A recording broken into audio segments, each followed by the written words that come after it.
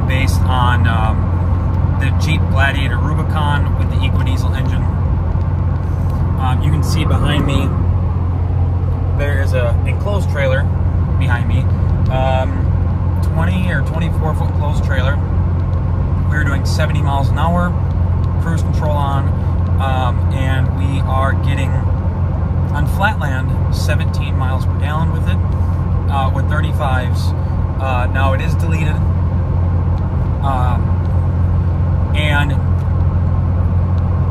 it, other than, that's the best way to say this, the trailer itself is almost physically too big for the Jeep. Like, you can feel the trailer on the back of the Jeep, you can feel the back of the Jeep kind of wanting to sway a little bit from the trailer. Obviously, the Jeep Gladiator is kind of small to be having a trailer this physically large on the back of it, but I will say this, it literally, we are towing with cruise control on, and it is towing great, and it is getting almost double the gas mileage the Ram does, towing the same exact trailer, but the Ram is going to feel significantly safer while towing the trailer. Now, what sucks about this exact Rubicon is that the motor failed at 40,000 miles, and 40,000 miles, it spun 2 bearings. Now, the engine was clean. There was nothing inside the motor to show why it failed. It was 100% stock. It did have 38s on it, but there's guys, I had a customer over there who has 53s on his, and it's just fine. So, fluke, manufacturer error, hard to say what caused that, didn't find a reason. So, this engine is a rebuilt engine that's in here, and it has been rebuilt for 2 weeks now. So the first 2 weeks of putting miles on has been basically break-in miles, and then one of the last tests before we send it back to the customer is we pull a trailer with it, and we basically put enough of a load on it that if anything is wrong or going to be wrong, we're going to know now before a customer gets it back. So with that being said,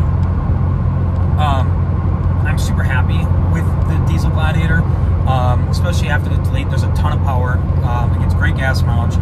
The gas mileage average up until we put the trailer on was 27 miles per gallon with 35s, and that's like doing 75 on the highway. Basically speeding everywhere, nothing crazy, not beating on it, things like that. It handles great. The road noise isn't that loud. Don't get me wrong, the Rams are quieter, but, you know, fiberglass top, you know, the body's real thin. It's meant to have the doors and crap go off. It's meant to go off-road. It doesn't have a crap load of sound bending and a massive cab to block the sound out. As part of the delete, we disable the start-stop system, which nobody likes to begin with. I don't mind it, but nobody likes it. A lot of my vehicles have it. The trailer sits on it nice. It's not squatting down super crazy. You can barely tell it's back there. You put the same exact trailer in my TRX, and my TRX is sitting like this. Now, obviously, my TRX has got a suspension to jump huge sand dunes and do whatever TRXs and Raptors and crap are supposed to do. But the TRX has way more power and pulls physically nicer. I can get on the highway, set the cruise at 80 with my TRX, drive across country, but the suspension's way too soft to be doing that. And the TRX, physically, the frame flexes on it with that kind of weight on it.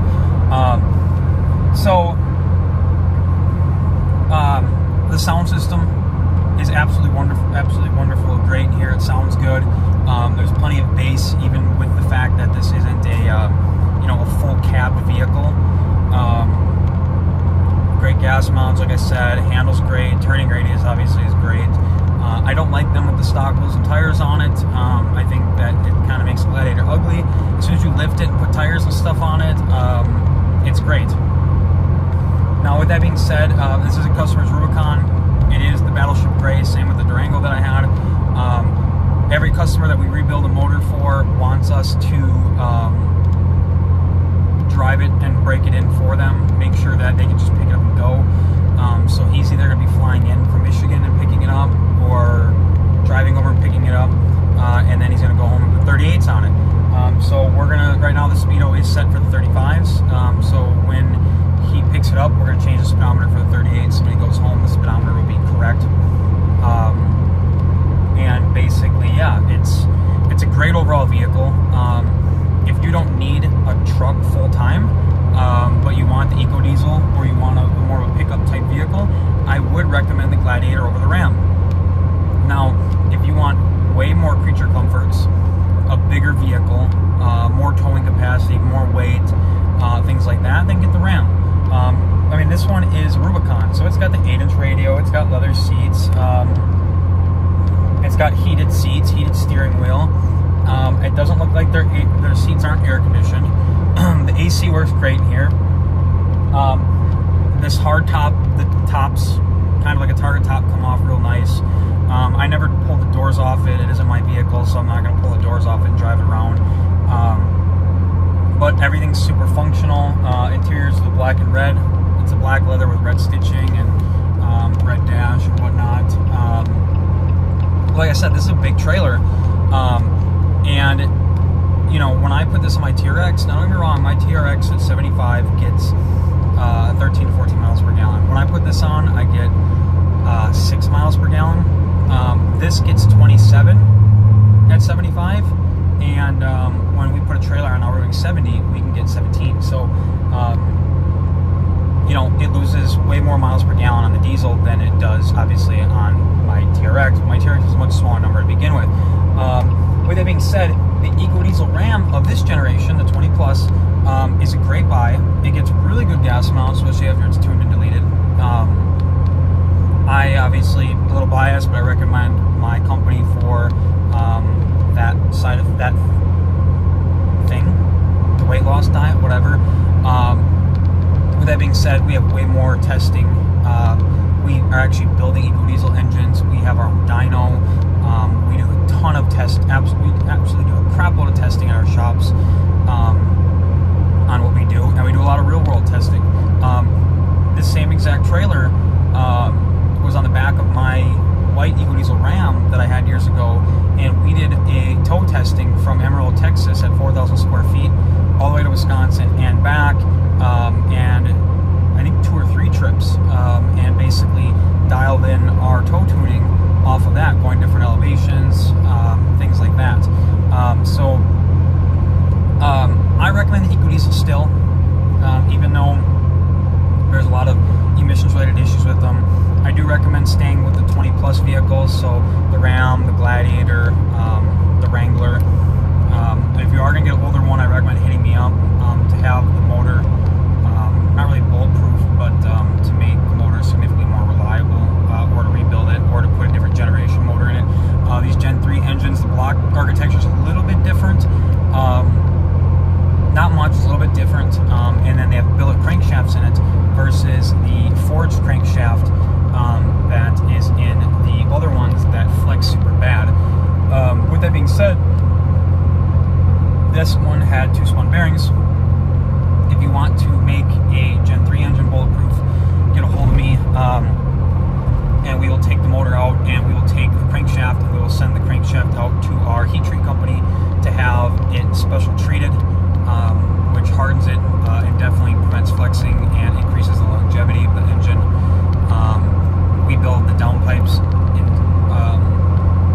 in shop. We do the bench swing in shop, everything in shop, and we have been working with EasyLink to get it set up to be able to tune via EasyLink. Today I will be testing the transmission tuning via EasyLink, which is the first step.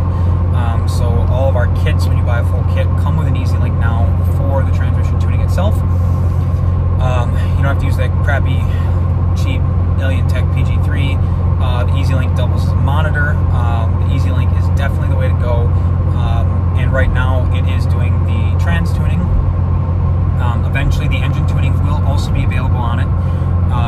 You still have to get it bench flash for the first flash, but then after that you'll be able to do the engine tuning over it, and we will have a ton of engine tunes available on the EasyLink for the Gladiator, Wrangler, and Ram, for those of you who've been waiting to have special tunes. With that being said, our tuning makes the absolute most power, the best fuel economy,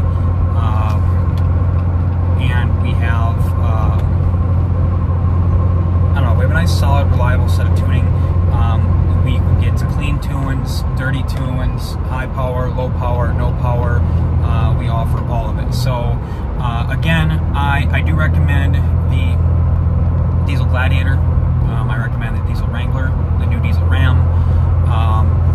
With that being said, if you were looking at this because you're on the fence about buying a small diesel and you were looking at buying the Duramax diesel, the LM2 Duramax diesel, we do the tuning for it. We do not do the parts for it. With that being said, that diesel engine, other than needing some weird timing belt upgrade, somewhere between like 70 and 100,000 miles. See, and you can see, I don't know if you can see, like now that I'm slowing down, the trailer's kind of moving the truck a little bit. Now a weight distribution hitch might fix that.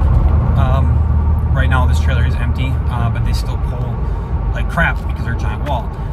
But with that being said, the LM2 Duramax is significantly better, gets significantly better gas mileage. We do not work on them. All we do is do the tuning for them. But if you are looking for a small engine diesel, technically the 3-liter Duramax, or what's known as the baby Duramax, is a better buy and gets significantly better fuel economy and has a significantly lower, and I'll keep using this word, significantly lower failure rate. With that being said, we went above and beyond with this Gladiator for this customer. We rebuilt a Gen 3 motor. Not his motor's pretty bad. We rebuilt a Gen 3 motor. We put that Gen 3 motor in here. We actually rebuilt a Gen 3 motor out of a Ram and put it in here. So this is a Ram engine that's in here, which doesn't normally go in here. And it doesn't just drop in either. And then last of all, one big thing that I do for a lot of customers if we have time, get the windows tinted. Obviously, we change that based on state, where they're from, whatnot, things like that. Simple. One of my best friends owns a tint shop. I get tint done super cheap. And it was one of those things where it's like, well, he's from Michigan.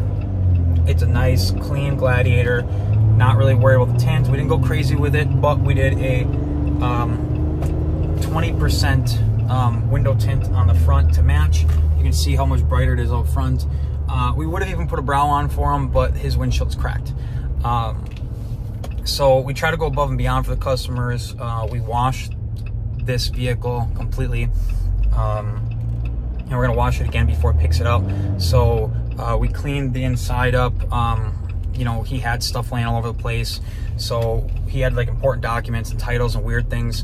So we cleaned all that up and you know, put it in the glove box for him. We throw the garbage away, and then we took the floor mats out, washed them, and basically make sure so that when the customer comes and picks this vehicle up, he's gonna get in the vehicle and be like, wow, it's super clean. I feel good about getting it back. And the best part is, we did all this for 10 grand. You cannot get this done anywhere else for $10,000. So highly recommend, if you need an Ecodiesel engine rebuilt at all, any model, you hit me up, because right now, you drop off or ship your vehicle to me, the price is $10,000. You pick it up, the AC is charged, it's got coolant in it, it's got oil in it. A lot of them, we end up changing the transmission fluid on them, things like that. And we go above and beyond and make sure that you feel a lot safer about your Ecodiesel. We did in the last few weeks, we did a 15 Ram. It just went back to Iowa, and now it's going to be making a trip to Washington. We did a 16 Grand Cherokee, which I have no idea where that one's out of. When it got dropped off, it didn't have license plates on it, which I'm guessing the customer was afraid that someone might steal them when it's out in the parking lot. I want to say that one goes to New York or Pennsylvania, because he wanted to keep the emissions on it. And then this Gladiator, if it goes to Michigan. So this is in the last couple weeks. All 3 of these are done. We're just waiting on motors. We have tons of crankshafts out there waiting to be heat treated. We have OEM crankshafts waiting to be repaired. For some people want the OEM ones done. We sent the billet crankshaft that was damaged in this Gen 3 out to be repaired. So that crankshaft will get repaired. So will the block that was in this, and then that Gen 3 Gladiator engine will be repaired. And that motor will probably be up for sale because these aren't done as much. And we're trying to get to the point where we have the engines on the shelf ready to go, which has been hard because at the rate that these are failing at, we are literally getting trucks in constantly to have the engines repaired on them. A couple days ago, a 2016 black AEV Ram showed up, which I don't really know what that stands for, but I do know they make a lot of cool off-road vehicles. So it's got like fancy wheels and tires, huge bumper on it. The key says AEV on it. The interior and the seats all say AEV on it. I think it's some like off-road company or like end-of-world company or whatever, but like the Cummins trucks I've seen come with huge wheels and tires and lifts and crazy stuff on them. So I know I'm rambling on in this video here, but we don't put a lot of videos out recently, and you know, we talk about engine rebuilds and stuff all the time, but we don't really post videos and stuff about them. So I wanted to make sure that we start making these videos so people can see that this is a continuing thing that's happening over and over again. And you can tell how clean and smooth this Gladiator tows this trailer, because I've been shooting this video for 17 minutes now, which is half my trip to work. The trailer's on. I have it in regular drive going through town. You're able to actually go into cruise control on the highway if you're at a high enough speed, as long as the RPMs are above 1700 RPMs. What else is it?